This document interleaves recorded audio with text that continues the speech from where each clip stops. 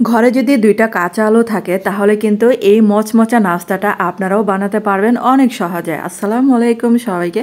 আর এই নাস্তাটা কম বানালে চলবে না। এটা কিন্তু অনেকগুলো বানাতে হবে। এটা খেতে যে এত মজার হয় আর বানাতেও কিন্তু অনেক সহজ।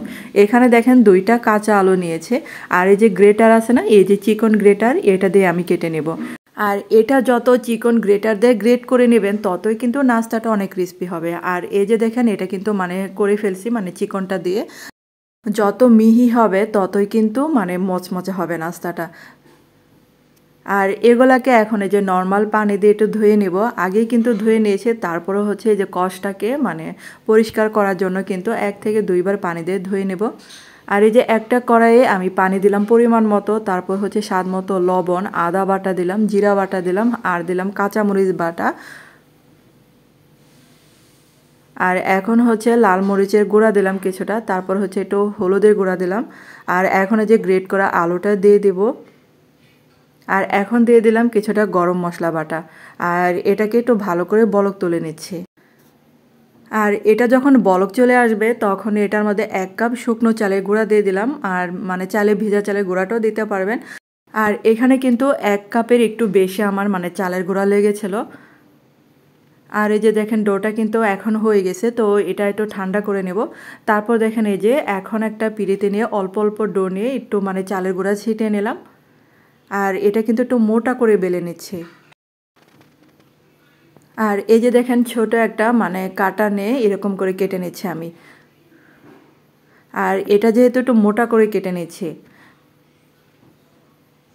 আর এখন হচ্ছে এটার মধ্যে একটু পানি লাগিয়ে নিয়েছিলাম, তারপর হচ্ছে উপর দিয়ে কিছু কালো জিরা দিলাম আর কিছু ধনে পাতা দিলাম।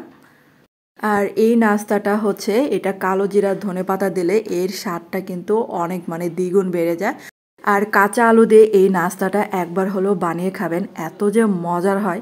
আর বাচ্চারা তো এটা বেশি পছন্দ করেছিল, কারণ হচ্ছে এটা অনেক কুড়মুড়ে মানে মচমচে হয়েছিল। আর বাচ্চারা কিন্তু অনেকগুলো খায় এই নাস্তাটা।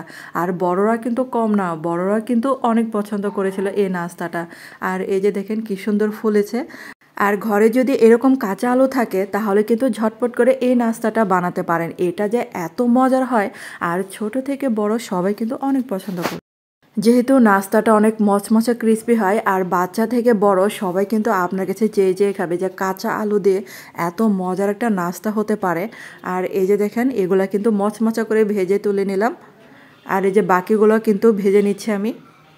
আর 1 কাপ এখানে চালের গুঁড়া আর 2টা আলু দিয়ে কিন্তু অনেকগুলো এই নাস্তাটা হয়েছিল। তো সবগুলোই দেখেন এই যেরকম করে ভেজে নিলাম। আর আমার আজকের এই রেসিপিটা যদি আপনাদের কাছে ভালো লেগে থাকে তাহলে কিন্তু একটা লাইক দিতে ভুলবেন না। আর অবশ্যই শেয়ার করতে পারেন আপনাদের মানে পরিচিত কারোর কাছে এই রেসিপিটা। অনেক মজার এবং অনেক কুড়মুড়ে এই নাস্তাটা। আর এত মজার হয়েছিল, সবাই খেয়ে খালি প্রশংসাই করেছিল এই নাস্তাটা। তো ধন্যবাদ সবাইকে এতক্ষণ আমার ভিডিওটা দেখার জন্য।